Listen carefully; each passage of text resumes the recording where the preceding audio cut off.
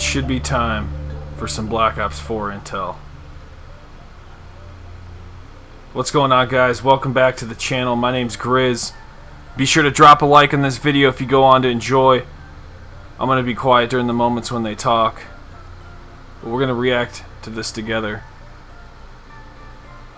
They're getting ready to do a Black Ops 4 presentation here at E3. So subscribe. Let me know in the comment section if you guys are new. And if anything here sparks an idea, feel free to hit me up over on Twitter, @GrizzViolent.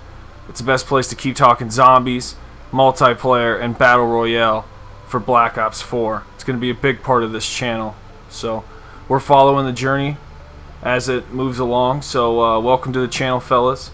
And if you guys are new here for the first time, I do patch notes, updates, you name it. Hello, my friends, and welcome back. PlayStation Live from E3. The first day is almost over. Almost done. And what better way to put that period on the sentence than to talk about Call of Duty Black Ops 4 with David Vonderhaar, the studio design director at Treyarch. That's very well done. Sir, welcome to the program. Ramon Russell joining us as well. Back again. Dude, you guys got a nice set. Yeah, it's okay. It's a nice setup. Pretty nice. I think it brings out the blue in my logo. Yeah, there it is. Right brings there. out the blue in your eyes. We have a lot to talk about because you guys have been showing off kind of the sort of core pillars of Call of Duty Black Ops 4, which we will kind of talk about in turn. We have some great footage that you guys have shown off recently in your trailers. We'll get to that in just a second. But David, let me just ask you right off the bat. Sure. The core philosophy, the thing that is most important that you guys wanted to accomplish with this chapter of Black Ops, how would you describe that? Yeah, what a journey, right? 10+ years, 3 games. Where do you go from there? Why is lots the audio of fans, off lots here? of perspectives about that. And ultimately, it's this game is definitely a celebration. Let's refresh it while it's still new and up. It's definitely a celebration of things that Black Ops players love, not just 1, not just 2, not just 3. No delay at Twitch. That's why you see 3 Zombies experiences, you see the evolution of multiplayer, and you see something brand new, which fans ask us, what are you going to do that's new with Blackout? So ultimately, it boils down to almost this simply, hey, this is a game made for Black Ops fans, and the things that they most love about playing Black Ops games, and it's more of that, and that's it. That's what we did. That's what we set out to do, and that feels good, right? You know, but not many people have the problem of 10 years and 3 games of fans loving. And you've been along for the ride for a while, as we discussed backstage. You see where my hair No, it looks good. Game development. You accomplished it all with the beard. Pushing it this way. Yeah, exactly. See that? Yeah, like that. We talked a little, you alluded to it, but you guys have a huge multiplayer suite, which I want to get to the nitty-gritty on soon. I like that. You guys have basically your biggest day 1 offering on zombies ever. 3 giant zombies. 3 giant extent. We'll get to that in a second. And you have your Battle Royale inspired Blackout mode, which we're not going to get to a lot today. That'll be in the future, but maybe I can have you a little snippet, just a tiny little sneak peek. A little more. And let's start showing. It's late in the day. Yeah. We got to sync the syncs off, fellas. This is Sony's fault. Let's give the people that are watching on stage, I want to roll some of the footage that we have today. But David, talk a little bit about kind of the goals with multiplayer this time around, because there's a huge embracing of the specialist design in this chapter of Black Ops. Yeah, correct? yeah. I mean, specialists play a big role in throughout the game, obviously. But in this context, though, what we're talking about is taking the specialists that we started with in Black Ops 3. There are new specialists. Oh, this all is specialists awful. are rebuilt or reimagined where they need to be, and everything they have is very grounded and realistic. It's not fantastical in any way. Okay, we've seen this the main gameplay motivation before. For all this, though, leads to the point where the game is Unreal. a very tactical style game. It's a 5-on-5, not a 6-on-6. Team composition Black Ops matters 4. because you cannot, have 15 ruins in the E3 game, right? You can have 1 ruin on your side.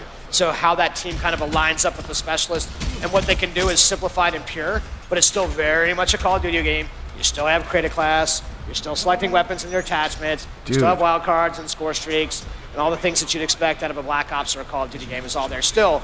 But the specialists bring that tactical aspect of the game, slow the game pace down a little bit, create decision making in that loop with the healing as its own mechanic now. The fog of war changes in a lot more. So you talked about customization. So the Pick 10 returns. Can you tell us how it's changing and how it staying the same in Black Ops? Yeah, so there's a couple unique elements to itself, right? It's like, this is the rifle that is good for, say, long range. So no other rifle can ever be as good at that long range as that rifle is. I think we got it. All the attachments. That's sort of at that weapon level. And then more specifically, if you look down, because you don't have what we call right bumper or left bumper, right, or R1 or L1 kind of throws, what you end up with is a category of things called sort of equipment, and in this case gear, and gear is very high power band item stuff. So things like the ability to take armor onto the character, right? Or the ability to do stim shot, which is heal yourself faster. So these are like super, what we like to say, super chunky choices in the creative class system that matter.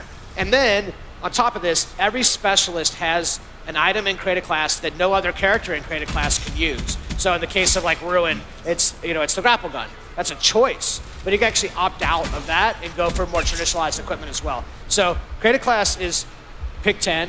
It's what you know, but the gear category that changes in how we think about weapons, and then the ability to actually opt out of certain types of categories of equipment that only your character or your specialist could have in the first place. All that's a way you evolve creative class and pick 10 to service the specialist design, to service the tactical game. Nice. So you've talked about customization and really focusing on Black Ops 4, really boiling down to what the core Black Ops experience is. And so you've added this new mechanic where there's no more auto heal. Yeah, right? Can you talk to us about that? Yeah, a couple different things about this. I mean, there's a character that is a medic class, and that helps other players heal. Healing itself has changed in the way that you mentioned, in which it doesn't just auto-regen as you would expect it to. You actually have to initiate that with L1. Yeah, that's right. I love that. For those of you at home who can't see the nice motion animated in person, live on the studio set. And then finally, you have more health in the first place. You have 150 health instead of a base 100. And these are all parts of, like, this seems like a simple thing, like 50 hit points. What's 50 hit points, right? In Call of Duty, it's 2 shots in a heartbeat. But what that does is allow us to kind of nuance the weapons in ways that you wouldn't necessarily get, right? Where the damage hits are, and the ranges at which they can do. So the healing mechanic is a part of the tactical decision-making experience of playing the game. So when you heal yourself, maybe you go right then, maybe you go in. You don't really walk into Call of Duty combat with less than full health, right? You go in, you either live or you die. Sometimes you take damage and you heal automatically, but here now it's a choice because you have to initiate that, and that takes time. I'm kind of a nerd for class design in games, and the specialists, as you were saying, lean in a lot to that. And I'm wondering if you rewind the clock and go back early in your development cycle on Black Ops 4, what does it look like inside the studio when you guys are trying to create very unique feeling, classes or specialists? Yeah, so please. Yeah, sorry, I was winding back the clock and going, oh man. Yes, the beard is getting shorter and shorter. Yep. Rolling into your face. My hair was there. It's getting longer and longer. It's like I had hair, and everything was fine. Yeah, everything's fine. Everything's this looks fine. fun. It's actually pretty fascinating because we actually start with these really high-level places. Like, if you look at the very first design document for Ruin, right? Ruin is in fact a barbarian character. He's like, you have pictures from the internet or whatever that are influences for you, right? It's just it's an inspiration for, his personality or his build, his physical build, or what kinds of things that, barbarians would use for weapons. Like, what is the 21st, 2nd, 3rd century version of those things? So, when you have creative class, it's hard to call them a class design. Right. Sure.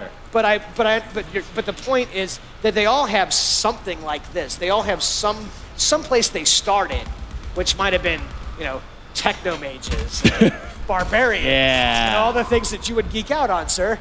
I am already geeking out. Also, I'm hoping that you just put a barbarian in the game anyway and see how long you can last. I think Ruin lasted pretty long. He's a very Call of Duty barbarian. Yeah, there you go.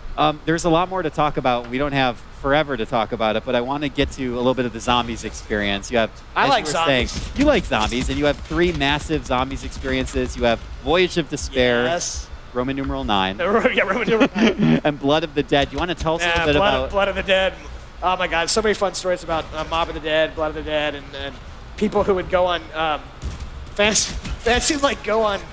They get behind the newscasters and they'd hold up remaster Mob of the Dead signs and sneak behind, right? I mean, our fans are fun. How's that? They're fun. Voyage of the Dead is a pretty crazy adventure. It takes place on the RMS Titanic. if you'd like to understand how the Titanic actually sunk, Yes. it was zombies. Historical zombies. fact. Historical fact. No It was iceberg. zombies, period. Right? You know, 9 I have to dodge around the corners of because I really like how crazy the fans are going for the video that's associated with that thing, Roman numeral 9, and what that would look like. Is it all melee combat? I don't know. What do you think? I don't know. I'm sure that I will read your Reddit opinions soon enough. Soon, very soon. Yeah. And then obviously Blood of the Dead is remastered, Mob of the Dead, with some stuff, some zombie stuff that you might expect, zombie things, and holy cow, man! This thing needs to get in your hands tomorrow, like it's ASAP. Like All right, zombies well, fans. don't have to wait that long. No, I'm just kidding. I'm kidding. And then wait. At the highest of the highest of the highest level. Tell me a little bit about Blackout and kind of the What? goal That's with all that. we Sure, got? right? You cannot, you know, if you're going to go down this road, right? If you're going to open this thing up. Call of Duty fans, they want and they demand and they deserve new experiences. You don't do this if you can't do it in a Call of Duty way. You certainly don't do it if you can't do it in a Black Ops way.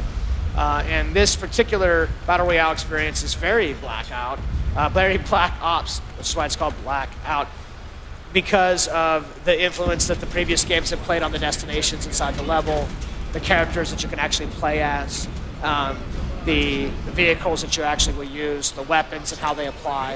And if you're a Battle Royale fan, then, and we are, like, I'm like a super Battle Royale nerd right now. I just love it. And all of them, right? We played some new ones on a Saturday night as a team. But Call of Duty has some special stuff.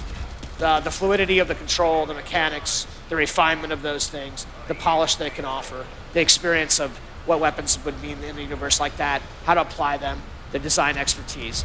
There is a lot, and for us, I think Blackout is this opportunity to really take and make something new with the fans, right? What fans with them, not just we had this crazy idea and out came zombies, right? Which is what happened.